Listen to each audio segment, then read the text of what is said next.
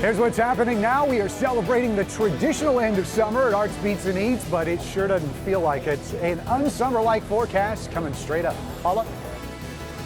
We're going to take you on a little bit of an expedition of sorts. We're actually, this is beautiful property in Livingston County, and we're going to take you as 4 little foxes are being released. They were raised to be released in the wild.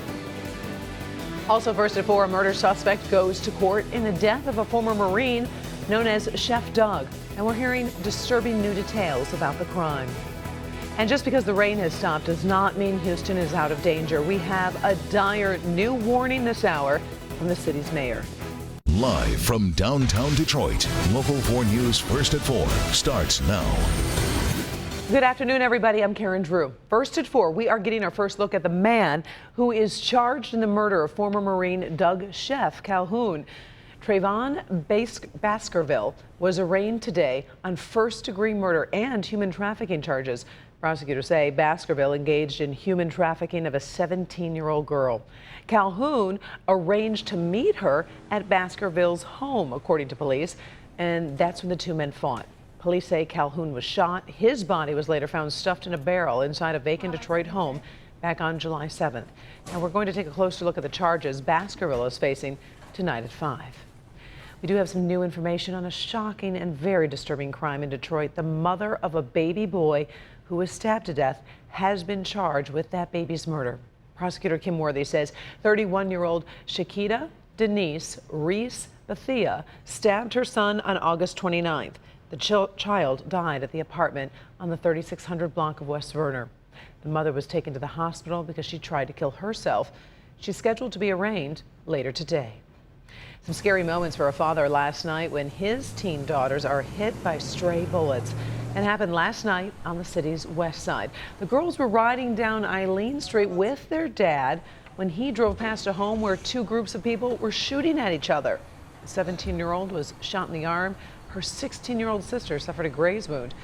Well, then the dad rushed them to the hospital. Both girls are expected to recover. Police are asking anyone with information to give them a call. It's been a tough 24 hours for Tigers fans as some major trades go down, including this guy. Of course, we're talking about Justin Verlander. It was a dramatic, down-to-the-wire deal that will send the star pitcher to the Houston Astros.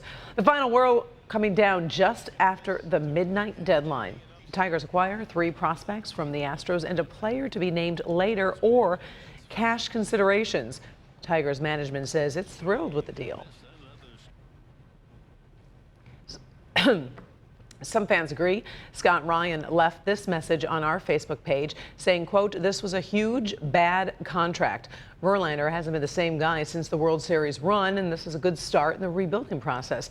But there's also anger out there tonight. Jason Burden wrote, "Rest in peace, Tigers. Sometimes trading guys makes sense, but this one just turned many loyal fans against you."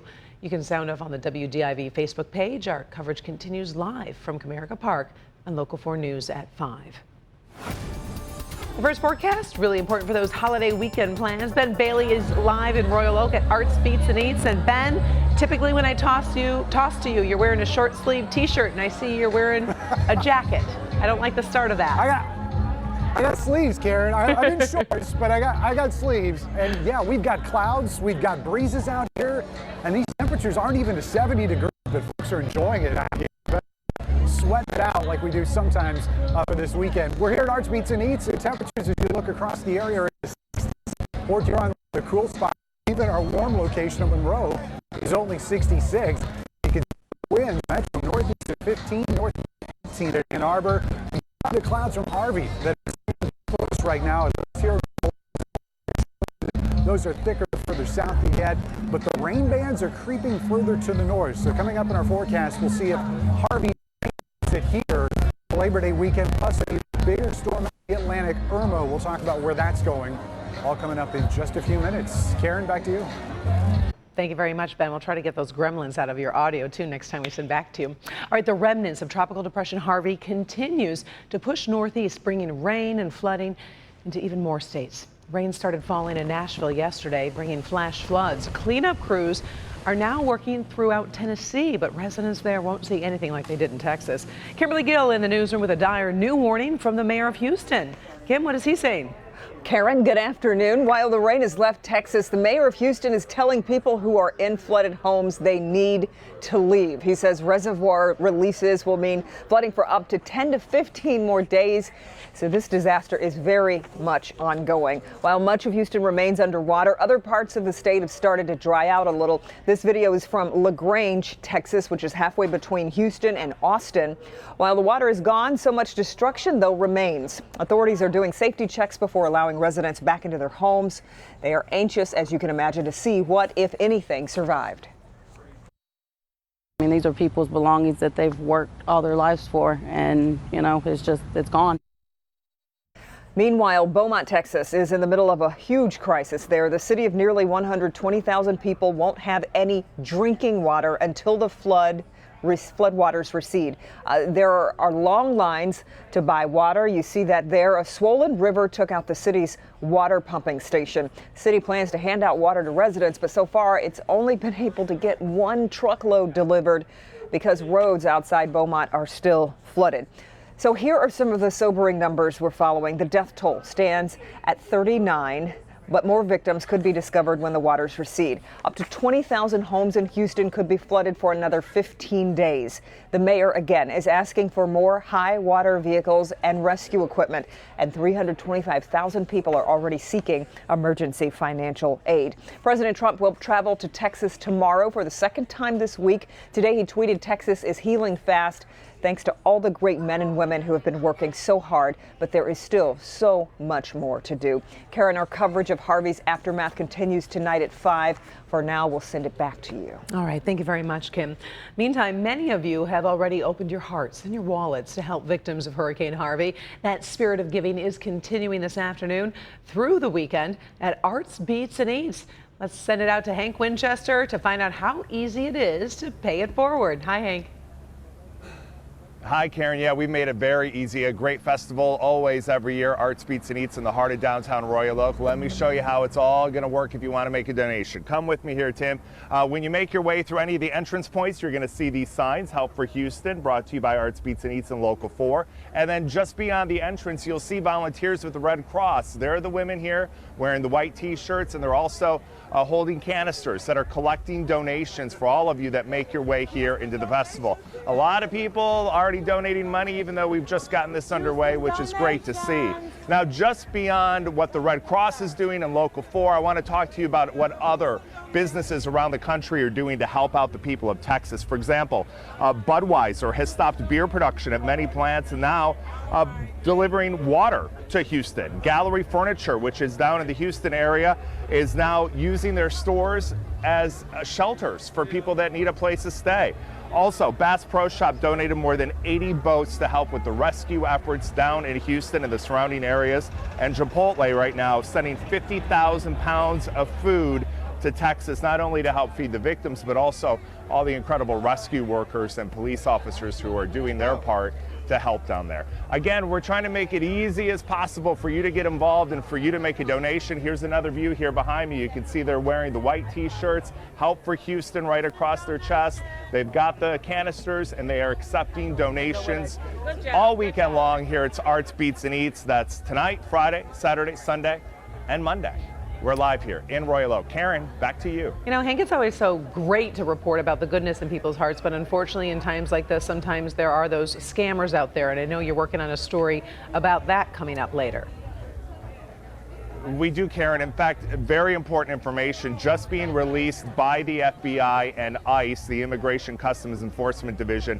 They have information about a scam that started in Texas, but it is now spreading across the country. We'll have that for you new tonight at 5 o'clock. All right, we'll check back with you then. Thank you, Hank. And still ahead on First at 4, we will show you what happens when dear old dad meets one of his daughter's favorite teen idols. It is the selfie thousands of people are talking about today. Also, a confrontation between a police officer and a nurse caught on camera. The video, what happened after this arrest? Hi, Paula. We'll check in with Paula in a little bit. Meantime, animal lovers will enjoy this First at 4 exclusive. Baby foxes rescued and released. We'll have that when we come back. Hurricane Harvey coming up all new on Local 4 News at 5 and 6. I'm going to introduce you to Jagger, a black lab who had a very important role in the Canadian government. Now he's traveling across the border to Bloomfield Township for a very specific reason. We'll tell you more about it. Well, here's something you don't see every day. The release of a wild red fox raised in Howell back into the wild. Now, all of this was made possible because of the Howell Nature Center. Just a year ago, the center was strapped for funding, but this year it's alive and doing really well. Paula Tutman takes you on a special adventure. So we're out trekking right now for 4 recently released or just now released kits. Red fox kits. They came in kind of as orphans. They were injured, they were damaged, and we were just able to watch their release. And this is something that honestly you don't necessarily get a chance to see unless you are a wildlife expert or you work for National Geographic. They call them the Band of Brothers. All had traumatic beginnings to their lives. One was found alone in a pasture. One had mange and a broken tail. One was brought to a family by their German Shepherd, and sadly the last one was live trapped after a man had shot both parents and all the siblings. Since winter, they've been raised at the Howell Nature Center, raised to be wild and released again someday. And today is that day. But you have to catch them first. Before they are released into the wild, their fear of humans has to be solidly ingrained, or they won't survive. A fox that does not fear humans will be tragically and likely fatally disabled. And so the process to catch them is part of driving that point home. They're transported to a lush wooded area in Livingston County. Like right around in here. They don't have names. Wildlife raised to be wild aren't given names. Okay, there we go. They are released into a world of firsts. What, the world doesn't have enough red foxes? That you have to save them and release them? Well, all wildlife species has value. They keep everything in balance. The environment in balance. Today is the first day they saw deer and ducks and animals other than those that look like them. Their main food source is, well, they're omnivores, so they eat fruits and berries. Their main prey are really tiny mammals like voles, chipmunks, mice. Today, they are free. And they should hang together after they get released. Where do they find the girls? Oh, there are girls. Yeah, are the girls in here? This beautiful habitat, there are girls in here. They'll find them. You know, this is really more than just a cool story. This is a story that really happened because of you, because of the Local 4 audience. Stay with us, because coming up at 6 o'clock, I'm going to show you what you did in the last year to make this moment possible. Back to you. All right, some great work there. Thank you, Paula. Arts, Beats, and Eats taking over Royal Oak with music, food, and fun, and Ben Bailey is out there right now, and the forecast is very important for this weekend.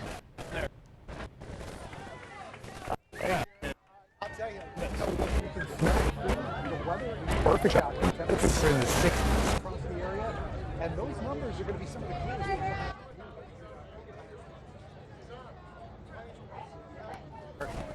At Metro is our current temperature 62 in Sandusky, 67. All right, we're obviously having some problems with Ben's audio there. We're going to get that straightened out. This is Paul Gross here, back in the studio here at Local 4. Let's get you going with the forecast. And right now, a cool day. Look at this. Temperatures only in the 60s right now. And in fact, look up on the thumb. It's only 62 right now in Sandusky. So we are looking at a pretty cool day. And now we're going to take a look out in the Atlantic there. There's Irma. You can see that nice pinhole eye. This is a well-developed hurricane right now. It's a Category 2 storm continuing to move westward, and it is going to move westward toward the Virgin Islands. It's going to be something we're going to have to watch very, very carefully. Beyond that, still up in the air. We're going to keep a close eye on it here in Local 4 because some of the models do take it toward the U.S., but again, that's really up for grabs right now. We'll keep an eye on that. Now, what used to be Harvey, that's that moisture you see down to the south. That moisture heading up our way, but as far as the impact on our weekend, more of a cloud thing than anything else. You can see through the night those thin cirrus clouds here and there. Clouds do start to thicken up, at least for the south and eastern part of the area tomorrow. A slight chance for a shower tomorrow night on the east side, but really I think we're all dry. And then as we get through the day tomorrow, we're going to be in pretty good shape. So Karen, Ben will be back later with an update on the forecast, but as we move through the day tomorrow, should be dry with increasing clouds. Back to you. All right, thank you, Paul, for stepping in for Ben Bailey. We'll check back with him in a little bit. Meantime, our live coverage from Arts, Beats, and Eats is just getting started. Tonight, join Rhonda Walker, Evrod Cassimy, and Brandon Rue for an inside look at all that cool, fun stuff happening this weekend. They are live at 7:30 for our special on Arts, Beats, and Eats. Still ahead, George Clooney knows how to make a big entrance, and the story of a dad who took a selfie and made his daughter go nuts. Now that photo is going viral. Up first, the story behind this video. A police officer trying to arrest a nurse. What she's hoping will happen because of her experience. No, we're done. We're done. You're under arrest. We're going. We're done. This is unbelievable. This police body cam video shows a really disturbing scene in a hospital in Salt Lake City, Utah. The officer actually decided to arrest a nurse for not allowing police to draw blood from a patient involved in an accident. But the nurse says the officers didn't have a warrant or meet any of the criteria needed for the taking of that blood. Now, she was never charged with a crime and is calling for better police training. Meantime, today, the police chief says that officer has been suspended pending an internal investigation. The department's policies are being updated as well. Trending stories, a little rain couldn't stop some old Hollywood-style glamour as George Clooney arrived at the Venice Film Festival. The Oscar winner arrived on water taxi with fellow superstar Julianne Moore riding through the canals of Venice. Clooney has directed a new movie.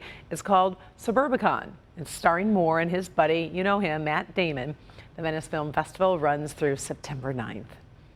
Okay, take a look at this selfie. The father of a college student happened to be sitting next to singer and actor Nick Jonas during a flight. Well, he texted his daughter to ask her, "Who's Nick Jonas?" Well, she replied, "He's a famous singer. I love him." Well, he did what any good dad would do. He snapped a selfie and then he shared it on social media. The tweet is going viral with at least 186,000 likes. By the way, we're told dad did get his daughter an autograph, but as they say, a picture definitely worth 1,000 words. All right, let's try it one more time. Let's go out to Arts, Beats, and Eats. We've got Ben Bailey out there who has, I think, a very special guest. Can you hear me? Can you hear me? Okay, I think we got all the gremlins worked out now, Karen. I'm here with organizer John Witz of Arts, Beats, and Eats. Another fantastic year that you guys have, and you really upped your music game this year. We have Ford Arts, Beats, and Eats is featuring an amazing lineup tonight. We have Your Generation, we have Starship with Mickey Thomas. The B-52s close it out on a great start with Local 4 Free Friday. You know, thousands of people here early, so we're pumped about that. Tomorrow, 311 and Candlebox. Sunday, Dwight Yoakam, country legend, Grand Funk Railroad. Monday, George Clinton and the Wallflowers. Tons of amazing food that we're smelling all the way down Washington. I'm ready to eat. Art in the background, galore. One of the top art fairs in the country. Tons for the family. We're doing a lot for the community with Help for Houston, and we're just excited to be partnered with you guys and host hundreds of thousands this weekend. And what weather did you deliver? The perfect weather, Ben. I was going to say, I'm pulling my weight here, John, but you've also got a cool partnership going with Lyft right now? We do, yeah. We're offering rides for the first time. If you do indulge in some of the drinks here, you can call Lyft, get a discounted ride, or obviously call. I'm old school. Go on the app and look them up. Sorry, old school. Anyway, yeah, we're real excited that they're offering discounts and keeping an eye on folks that might have had a cocktail or just don't want to deal with parking. But we're awesome. All right, John, the weather's fantastic. It's going to get a little warmer towards the end, but it looks like we're going to have a great weekend. It is ideal consumption weather. Not only will you eat a little more in cooler weather, but you'll walk around longer. So we love you, Ben, and Andrew, you know, and everyone's just been amazing. Thank you, John. Appreciate it. Calories in, calories out, Karen. That's the rule down here at Arts, Beats, and Eats. That's right, and there's lots of places to walk and see, so we appreciate it. We'll check back with you at 5. Thank you, Ben. Okay. And still had a musical tribute to victims of Hurricane Harvey. A disco classic now offering a message of hope when we come back. A disco queen from the 70s is reaching out to flood victims in Texas, telling them they will survive. The one and only Gloria Gaynor has reworked her signature song for storm survivors. We are your neighbors, tried and true, and we'll do all we can for you, and you'll survive. You will survive. You will survive. Still has a great voice. Gaynor is hoping that song might give the folks in Texas something to smile about. She says she wanted to do something after seeing all those photos of the senior citizens trapped by the floodwaters.